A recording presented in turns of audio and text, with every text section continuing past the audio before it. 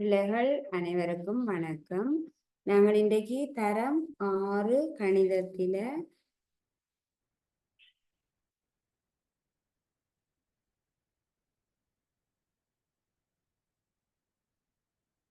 21வது பாடலகான விகிதம் பற்றி படிக்க இருக்கிறோம்.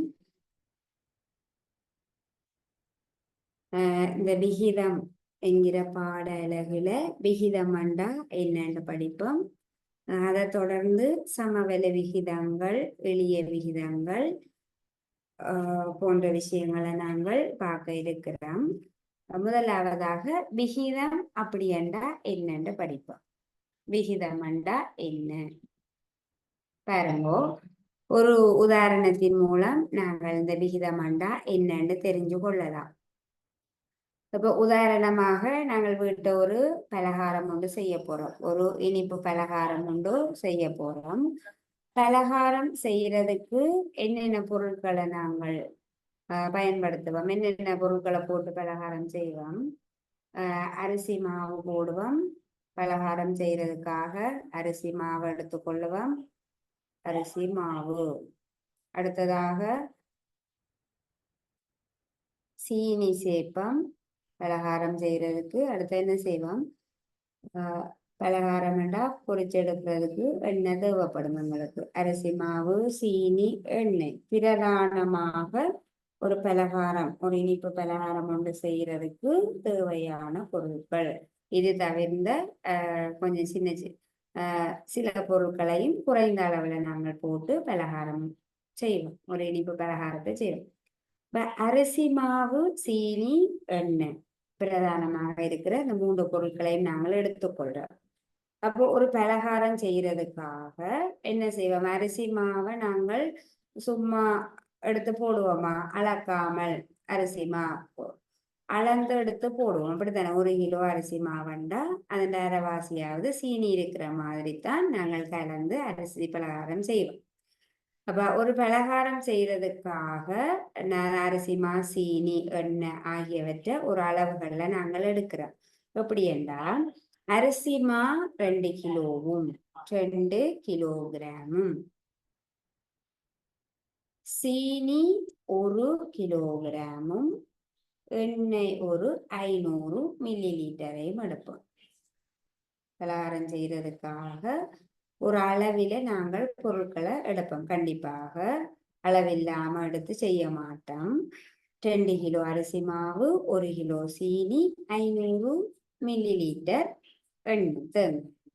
500 மில்லி லிட்டர் அரை லிட்டர் தேங்காய் எண்ணெய் எடுக்கிறோம். இப்ப இவ்வாறு பொருட்களை எடுத்திருக்கிறோம். இந்த பொருட்கள்ல பாருங்கோ, நான் இந்த அரிசி மாவையும் சீனியையும் மட்டும் எண்ணெய எடுக்காமல் அரிசி மாவையும் சீனியையும் மட்டும் நான் ஒப்பிட போறேன். நாங்கள் எடுத்திருக்கக்கூடிய அரிசி மாவினுடைய அளவையும் சீனியினுடைய அளவையும் ஒப்பிட்டு எழுத போகிறேன். எப்படி என்றால் 2 கிலோ அரிசி மாவுக்கு 1 கிலோ சீனி எடுத்திருக்கிறேன். இதனை விகிதமாக 2 ஒன்றிற்கு என்று எழுத முடியும்.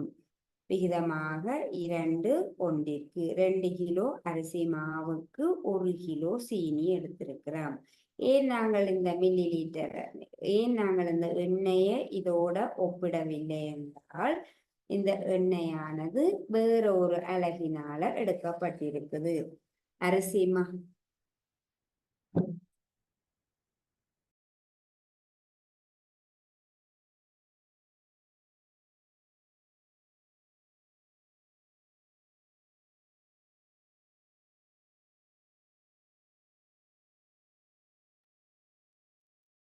பாருங்க பிள்ளைகள், அரிசி மாவையும் சீனியையும் மட்டும் நாங்கள் ஒப்பிட முடியும் விகிதமாக. ஏனென்றா இவை இரண்டும் ஒரே அலகினால அளக்கப்பட்டவையாக இருக்குது. அரிசி மா 2 கிலோ, சீனி 1 கிலோ. எண்ணெயை நாங்கள் இதோட ஒப்பிட முடியாது விகிதமாக. ஏனென்றா எண்ணெயானது இன்னும் ஒரு அலகால எடுக்கப்பட்டிருக்கு. மில்லி லிட்டர் அல்லது அரை லிட்டர். லிட்டர் என்னும் அலகால எண்ணெயானது எடுக்கப்பட்டிருக்குது. ஆகவே விகிதம் அப்படி என்றா என்ன என்று பார்த்தீங்கன்னா, ஒரே அலகில் அளக்கப்பட்ட, ஒரே அலகுல அளந்திருக்க வேணும். ஒரே அலகால ஒரே அலகில் அளக்கப்பட்ட இரண்டு அல்லது இரண்டுக்கு மேற்பட்ட பொருட்களை, 3 பொருட்களை நாங்கள் ஒப்பிடலாம். 2 அல்லது 2க்கு மேற்பட்ட பொருட்களை ஒப்பிடும் போது அவற்றுக்கு இடையில் காணப்படும் எண் ரீதியான தொடர்பைத்தான் நாங்கள் விகிதம் என்கிறோம். 2 அல்லது 2க்கு மேற்பட்ட பொருட்கள் ஒரே அலகில் அளக்கப்பட்டவையாக இருக்கும் பொழுது அவற்றுக்கு இடையில் காணப்படும் எண் ரீதியான தொடர்பு, அந்த எண்ணை மட்டும் சொல்ல வேணும். எண் ரீதியான தொடர்பை மட்டும் சொல்றதுதான் விகிதம். விகிதமாக எழுதும் போது நாங்கள் இப்படி எழுதக்கூடாது, 2 கிலோ 1 கிலோவுக்கு, இங்க அலகெல்லாம் வரக்கூடாது. 2 கிலோ 1 கிலோவுக்கு இப்படி என்று எழுத மாட்டோம். எண் ரீதியான தொடர்பை மட்டும்தான் சொல்றோம். அப்ப இதுல நாங்கள் ஒரு குறியீடை பயன்படுத்தி இருக்கிறோம். இந்த குறியீட்டுக்கு பெயர் என்ன? விகித குறியீடு. இந்த குறியீடு 2 புள்ளிகள் வைக்கிறது. இந்த குறியீடு தான் விகித குறியீடு. இந்த குறியீடை பயன்படுத்தினா என்ன அர்த்தம்? நாங்கள் விகிதமாக எழுதுகிறோம் என்று அர்த்தம். பாருங்கோ, இன்னொரு இந்த விகிதத்தை சொல்றேன். நாங்கள் ஒரு இனிப்பு பலகாரம் செய்யறதுக்கு தேவையான 3 பிரதானமான பொருட்கள் எடுத்திருக்கிறோம். ஆனால் இந்த நாங்கள் எடுத்திருக்கிற இந்த 3 பொருட்களையும் 3 பொருட்களையும் நாங்கள் ஒப்பிடவில்லை. ஏனென்றால் இந்த 2 பொருட்களும் கிலோகிராமால அளக்கப்பட்டிருக்குது. எண்ணெயானது மில்லி லீட்டரால அளக்கப்பட்டிருக்குது. எண்ணெயை மில்லி லீட்டரால தான் அளந்தெடுப்போம். எண்ணெயை கிலோவில் அளந்தெடுக்க மாட்டோம். ஆனால் மாவையும் சீனியையும் கிலோவில தான் நாங்கள் அளந்தெடுப்போம். அப்ப 3 பொருட்கள்ல விகிதமாக நாங்கள் ஒப்பிடக்கூடிய பொருட்கள் இவை 2 தான். ஏனென்றால் இவை 2 ஒரே அலகில் அளக்கப்பட்டிருக்குது. கிலோகிராம் என்னும் ஒரே அலகால இவை 2 அளக்கப்பட்டு எடுக்கப்பட்டிருக்குது. ஆகவே பிள்ளைகள், இவற்றை நாங்கள் விகிதமாக ஒப்பிட முடியும். இவற்றிற்கு இடையில உள்ள எண் ரீதியான தொடர்பை நாங்கள் கூற முடியும். 2 ஒன்றிற்கு. அரிசி மாவு 2 கிலோ, சீனி 1 கிலோ. ஆகவே இனிப்பு பலகாரம் செய்வதற்கு நாங்கள் அரிசி மாவையும் செய்வதற்கு தேவையான அரிசி மாவையும் சீனியையும் ஒப்பிட்டு விகிதமாக எழுத முடியும். விகிதம் என்றா என்ன? ஒரே அலகில் அளக்கப்பட்ட 2 அல்லது 2க்கு மேற்பட்ட பொருட்களுக்கு இடையில் காணப்படும் எண் ரீதியான தொடர்பு. எண்ணை மட்டும்தான் சொல்ல வேணும். இந்த 2 பொருட்களும் ஒரே அலகில் அளக்கப்பட்டவையாக இருக்க வேணும். இந்த குறியீட்டை நாங்கள் விகித குறியீடு என்று சொல்றோம். விகிதமாக எழுதப்பட்டிருக்குதுண்டா இந்த குறியீட்டுக்கு பெயர் விகித குறியீடு. விகிதமாக எழுதும் போது நாங்கள் இந்த குறியீட்டை பயன்படுத்துவோம். இது என்னென்று வாசிக்க வேணும்? வாசிக்கும் முறை 2 ஒன்றிற்கு. முதலாவதாக 2 சொல்ல வேணும். அடுத்ததாக ஒன்றிற்கு என்று வாசிக்கிறோம். 2 ஒன்றுக்கு, 2 ஒன்றிற்கு. அரிசி மாவு சீனி. அப்ப அரிசி மாவையும் சீனியையும் ஒப்பிட்டு விகிதமாக எழுதும் போது 2 ஒன்றிற்கு என எழுத முடியும்.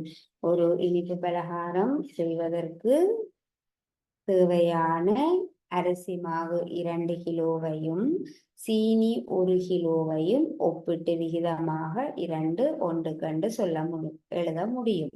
முதலாவதாக என்ன பொருளை சொல்றோமோ அந்த அளவைத்தான் முதலாவதாக எழுத வேண்டும்.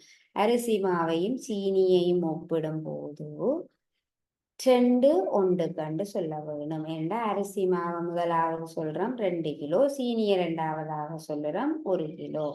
அரிசி மாவையும் சீனியையும் நாங்கள் விகிதமாக இப்படி எழுதக்கூடாது. 1 2 எழுதக்கூடாது. அரிசி மாவு சீனி.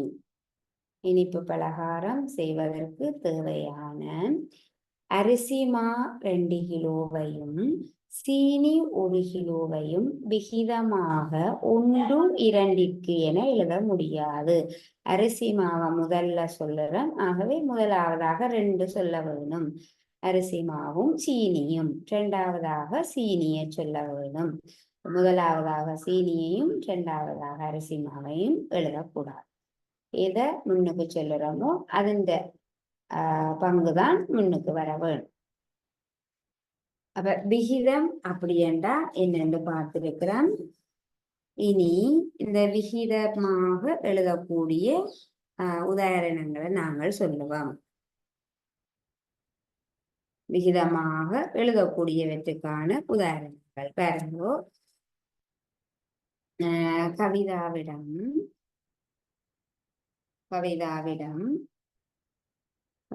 ஒரு மாம்பழமும் ஒரு கொய்யாப்பழமும் இருக்குது. கவிதாட்ட ஒரு மாம்பழமும் ஒரு கொய்யாப்பழமும் இருக்குது.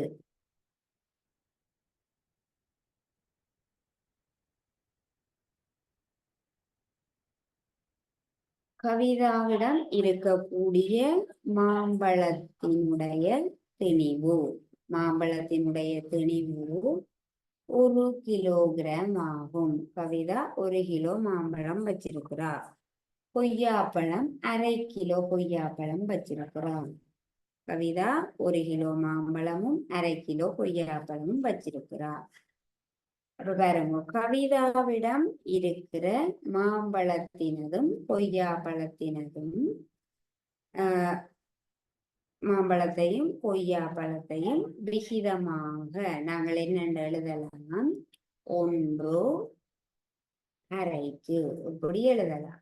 1/2 1 கிலோ மாம்பழம் 1/2 கிலோ கொய்யாப்பழம். அல்லது என்ன செய்யலாம்? இந்த கிலோவை நாங்கள் கிராமுக்கு மாற்றலாம். அரை வராம இருக்க வேணுமெண்டா கிலோவை கிராமுக்கு மாற்றும். 1 கிலோவுக்கு எத்தனை கிராம்? 1000 கிராம். 1/2 கிலோவுக்கு எத்தனை கிராம்? 500 கிராம். 1 கிலோண்டா 1000 கிராம். 1/2 கிலோண்டா 500 கிராம். அப்ப கவிதாட்ட இருக்கிற மாம்பழத்தையும் கொய்யாப்பழத்தையும் நாங்கள் விகிதமாக என்னென்று எழுத முடியும்? இங்கேயும் கிராம், இங்கேயும் கிராம். ஒரே அழகால அளக்கப்படும் பொழுது 1000 500க்கு என்று நாங்கள் விகிதமாக எழுத முடியும். 1000 500க்கு என்று விகிதமாக எழுத முடியும். வேறு இதெல்லாம் நாங்கள் இவ்வாறு விகிதமாக எழுதலாம். ஒரு வகுப்பறையில இருக்கக்கூடிய ஆண் பிள்ளைகளின் எண்ணிக்கையும் பெண் பிள்ளைகளின் எண்ணிக்கையும் விகிதமாக எழுத முடியும்.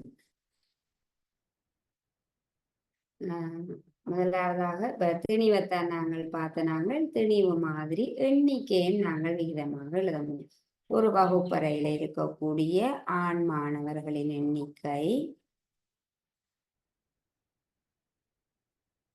17. அதே வகுப்பறையில இருக்கிற பெண் மாணவர்களின் எண்ணிக்கை 15. அப்ப இந்த வகுப்பறையில இருக்கக்கூடிய ஆண் மாணவர்களின் எண்ணிக்கையும் பெண் மாணவர்களின் எண்ணிக்கையும் நாங்கள் விகிதமாக எழுத முடியும். ஏனென்றா ரெண்டுமே என்ன அழகால் அளக்கப்பட்டிருக்குது? எண்ணிக்கையில நாங்கள் எடுத்திருக்கிறோம். ஆண் மாணவர்களின் எண்ணிக்கை, பெண் மாணவர்களின் எண்ணிக்கையையும் நாங்கள் விகிதமாக எழுத முடியும். அப்ப இந்த வகுப்பறையில இருக்கக்கூடிய ஆண் மாணவர்களின் எண்ணிக்கையையும் பெண் மாணவர்களின் எண்ணிக்கையையும் விகிதமாக என்னென்று எழுதலாம்? 17 15க்கு 17 15ற்கு யார முதல்ல சொல்றோமோ அவரோட எண்ணிக்கை முன்னுக்கு வர வேணும்.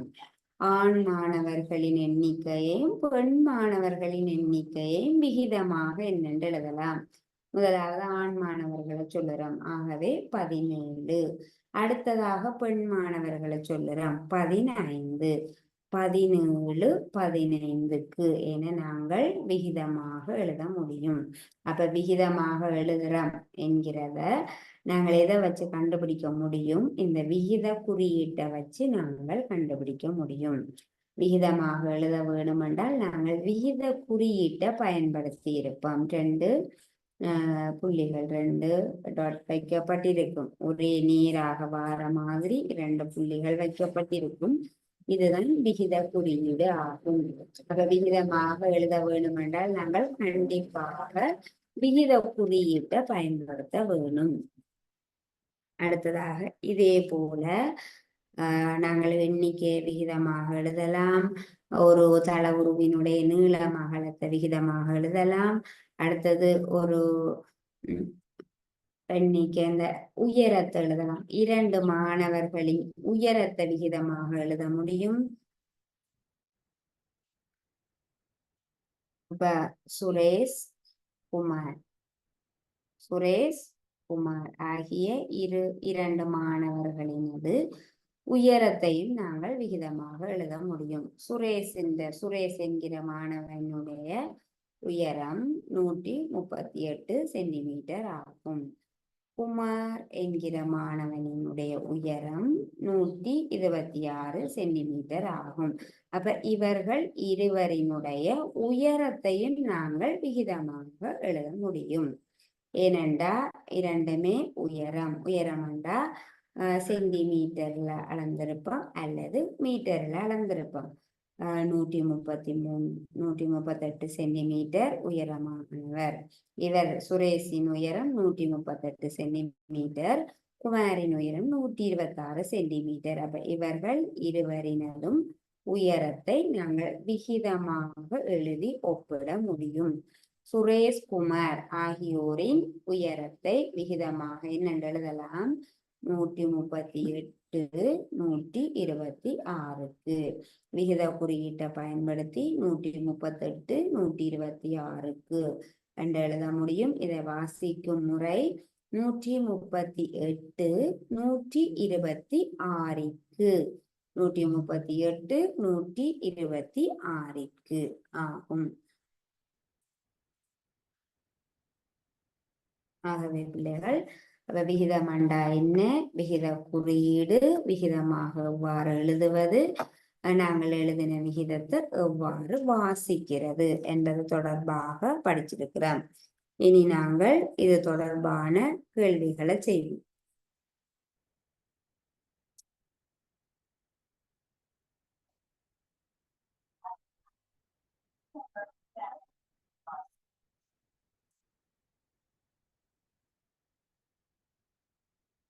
கேள்விகளை செய்யும் போது நாங்கள் உங்களோட புத்தக பயிற்சியில் இருக்கக்கூடிய கேள்விகளை தான் இப்ப செய்ய போறோம். புத்தகத்துல பக்கம் 129, பக்கம் 129, பயிற்சி 21.1.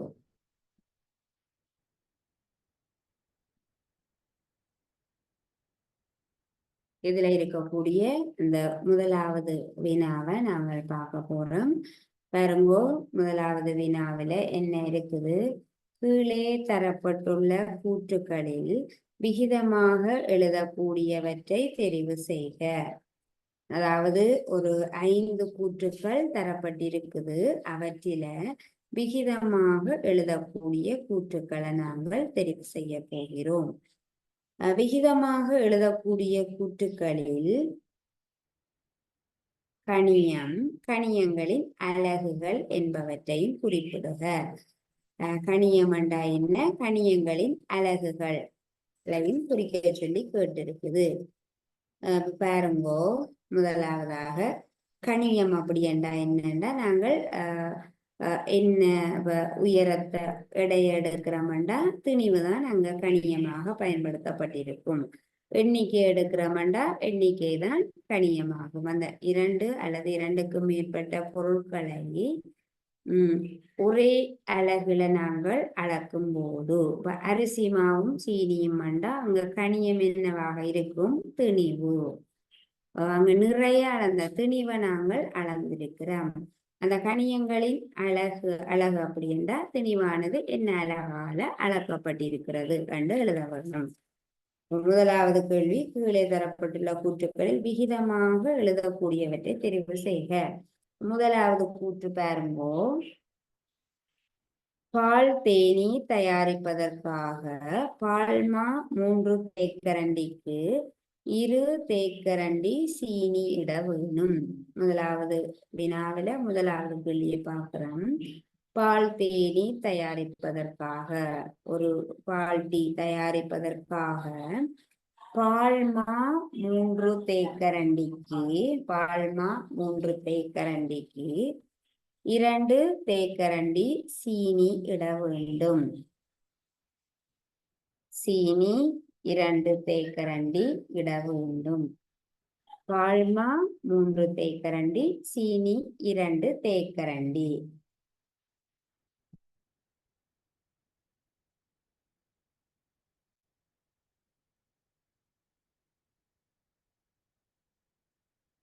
பாருங்க, முதலாவது கூற்றை நாங்கள் விகிதமாக எழுத முடியுமா எழுத முடியாதா? பால்மாவும் சீனியும் அடுக்கப்பட்டிருக்குது. ரெண்டும் என்னத்தால ரெண்டையும் எடுத்திருக்கிறோம், கரண்டியால அளந்து எடுத்திருக்கிறோம். அப்போ ஒரே அலகால நாங்கள் அளக்கிறோம். தேக்கரண்டி என்னும் அளக்கிறதுக்காக கரண்டிய பயன்படுத்துறோம். ஆகவே இந்த கூட்டில வந்திருக்கக்கூடிய பால்மாவையும் சீனியையும் நாங்கள் விகிதமாக எழுத முடியும். என்னென்று எழுதலாம்? பால்மா சீனி ஆகியவற்றை விகிதமாக 3:2 என்று எழுதுவோம். 3:2 ஆகும். அடுத்ததாக இரண்டாவது கூற்று, சுகுமாரை விட வசந்தன் உயரமானவன். சுகுமாரை விட கூற்று எப்படி இருக்குது? சுகுமாரை விட வசந்தன் உயரமானவன். இதுதான் கூற்று. அந்த கூற்றுல பாருங்க, எங்கேயாவது அளவு தரப்பட்டிருக்கா? உயரத்தின் எவ்வளவு உயரம், சென்டிமீட்டர்லயோ அல்லது மீட்டர்லயோ உயரமானது தரப்படவில்லை. அளவு தரப்படவில்லை. இருவரினதும் உயரங்கள் தரப்படவில்லை. ஆகவே நாங்கள் அந்த கூற்றை விகிதமாக எழுத முடியாது. இரண்டாவது கூற்றை விகிதமாக எழுத முடியாது. இரண்டாவது கூற்று என்ன? சுகுமாரை விட வசந்தன் உயரமானவன். அடுத்தது மூன்றாவது கூற்று, செவ்வக வடிவமான காணி ஒன்றின் அகலம் 80 மீட்டர். அகலம் 80 மீட்டர், நீளம் 117 மீட்டர். செவ்வக வடிவமான காணி ஒன்றினுடைய அகலம் 80 மீட்டர், நீளம் 117 மீட்டர். அப்ப இந்த கூற்றினை நாங்கள் விகிதமாக எழுத முடியும். அகலத்தையும் நீளத்தையும் விகிதமாக எழுதி ஒப்பிட முடியும். ஏனென்றால் அகலமும் நீளமும் மீட்டர் என்னும் ஒரே அலகால அளக்கப்பட்டிருக்குது. இங்கே மீட்டர், இங்கே மீட்டர், ஒரே அகலம் நீளம். அகலம் நீளம் என்பவை கணியங்கள். அகலமும் நீளமும் என்ன அலகால அளக்கப்பட்டிருக்குது? மீட்டர் என்னும் அலகால அளக்கப்பட்டிருக்குது. அப்ப இந்த இரண்டையும் நாங்கள் விகிதமாக எழுத முடியும். செவ்வக வடிவ காணியின் அகலத்தையும் நீளத்தையும் விகிதமாக என்னென்று எழுதலாம்? முதலாவது அகலம், இரண்டாவது நீளம். 80 117க்கு இங்க நாங்கள் மீட்டர் எல்லாம் போடக்கூடாது. 80 117க்கு எண் ரீதியான தொடர்பை மட்டும்தான் சொல்ல வேணும். தொடர்பை சொல்லும் போது இதுல அலகு குறிப்பிடக்கூடாது. அகலத்தையும் நீளத்தையும் விகிதமாக 80 விகித குறியீடு 117, 80 117க்கு என எழுதி காட்ட முடியும். நான்காவதாக, கேக் செய்வதற்கு 500 கிராம் மாவும் 250 கிராம் சீனியும் தேவை. கேக் செய்வதற்கு மாவு 500 கிராமும் சீனி 250 கிராமும் தேவை என்று சொல்லியிருக்கு. கேக்கு செய்வதற்கு 500 கிராம் மாவும் 250 கிராம் சீனியும் தேவை என்று சொல்லி இருக்குது. அப்ப பாருங்க, இந்த மாவையும் சீனியையும் நாங்கள் விகிதமாக எழுத முடியுமா முடியாதா? விகிதமாக எழுதலாம். ஏனென்றால் இவை இரண்டும் திணிவுதான்.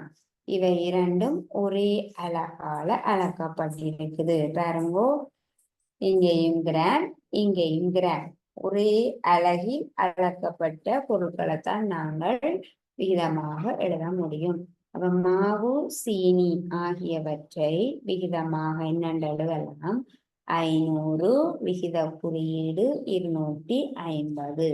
500 விகித குறியீடு 250 என்னென்றதை வாசிக்க வேணும். 500 250ற்கு 50ற்கு 500 250ற்கு என்று வாசிப்போம். 5வது மயூரனை விட மாலதி கணித பாடத்தில் கூடுதலான புள்ளிகளை பெற்றார். 5வது குற்ற பாருங்கோ. மயூரனை விட மாலதி கணித பாடத்தில் கூடுதலான புள்ளிகளை பெற்றார். இந்த கூற்ற வாசிக்கும் பொழுது மயூரனை விட மாலதி கணித பாடத்தில் கூடுதலான புள்ளிகளை பெற்றார் என்று சொல்லி இருக்கு. ஆனால் இருவருடைய புள்ளிகளும் தரப்படவில்லை. அப்ப எண் ரீதியான தொடர்பை நாங்கள் சொல்ல முடியாது. 2 பேருண்ட கணித பாட புள்ளிகள் தந்திருந்தால்தான் நாங்கள் அவற்றை விகிதமாக எழுத முடியும். 2 பேருண்ட மார்க்ஸும் தெரியாதபடியா எண் ரீதியான எந்த ஒரு தகவலுமே அங்க தரப்படவில்லை. 2 பேருண்ட புள்ளி தந்திருந்தால் நாங்கள் ஒப்பிட முடியும்.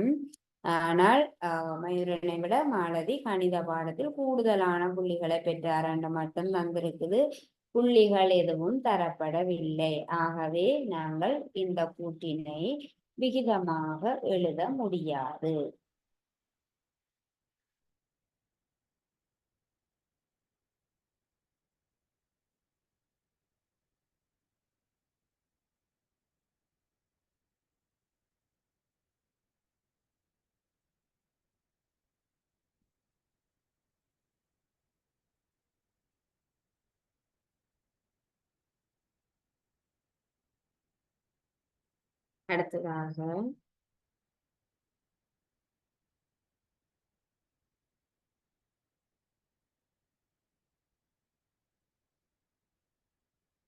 அடுத்ததாக நாங்கள் ஒரு கேள்வி செய்வோம்.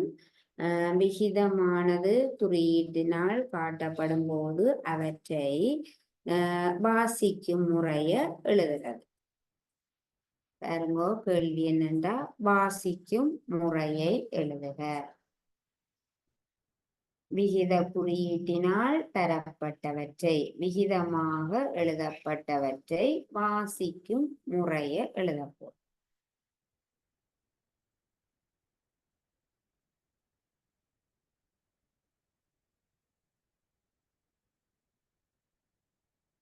வாசிக்கும் முறையை எழுதுக.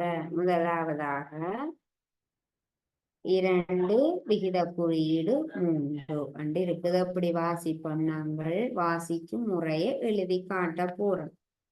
2 விகித குறியீடு 3 அவ்வாறு வாசிக்கிறது. 2 3ற்கு 2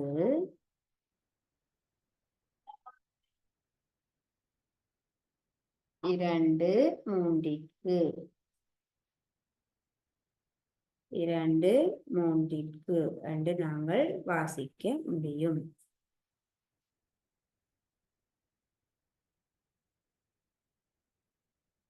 இரண்டு மாறி எழுதிக்கொள்ளும். 2 3ற்கு. அடுத்ததாக 3 விகித குறியீடு 17 எவ்வாறு வாசிக்கலாம். 3 விகித குறியீடு 17 என்பதை நாங்கள் 3 17ற்கு 3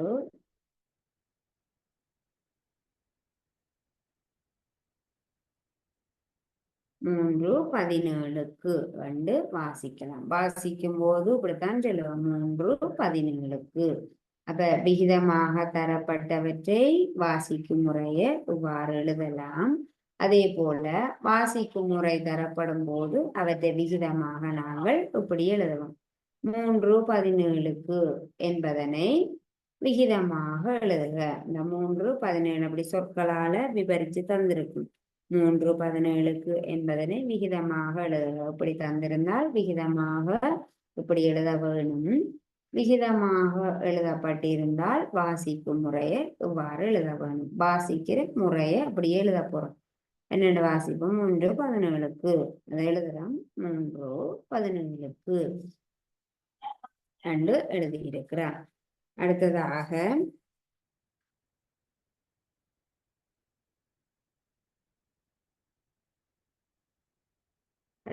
ஒரு கேள்வி செய்வோம்.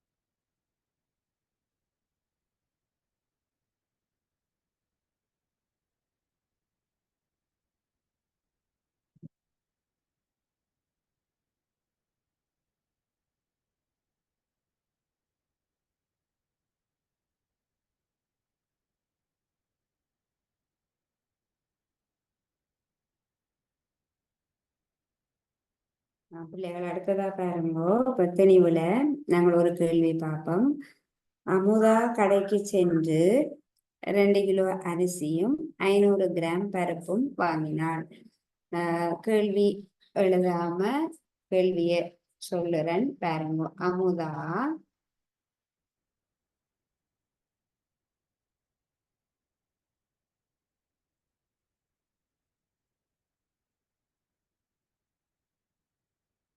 அமுதா கடைக்கு போய் 2 பொருட்களை வாங்குறா, அரிசியும் பருப்பும்.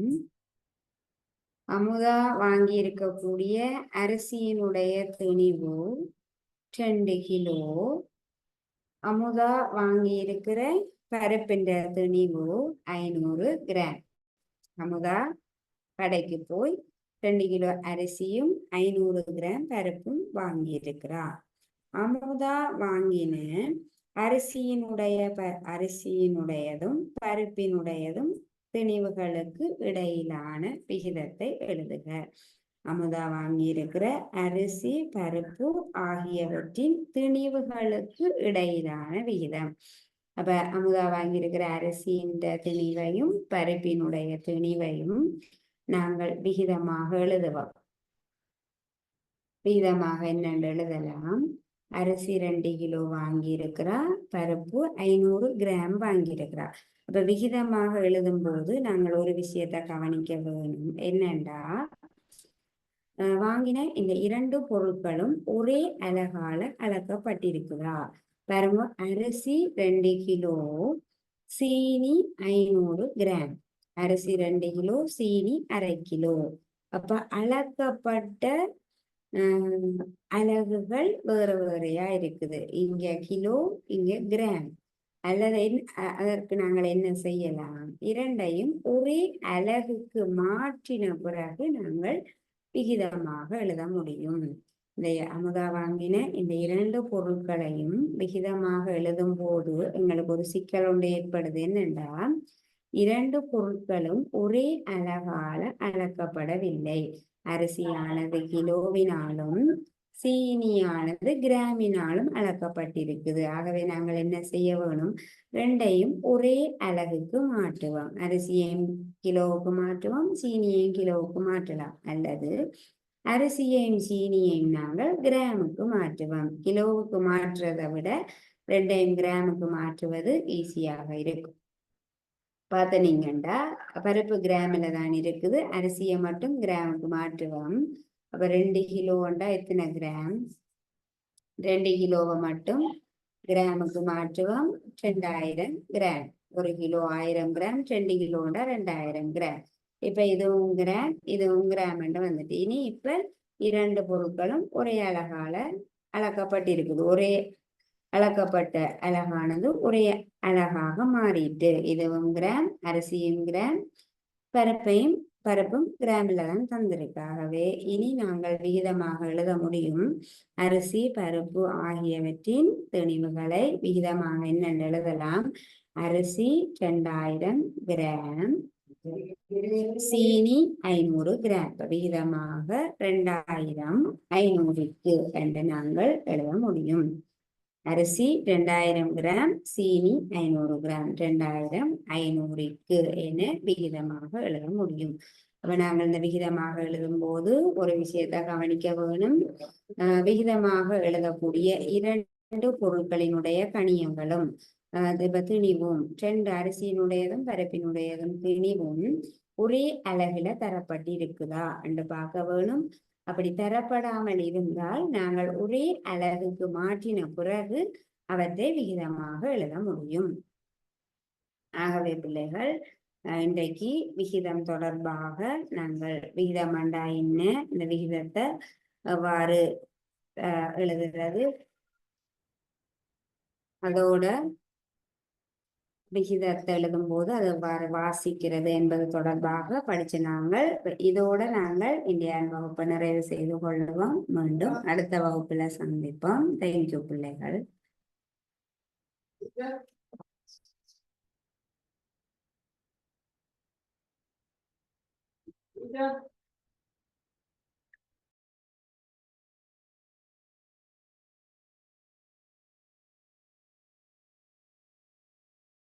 Thank you ma'am.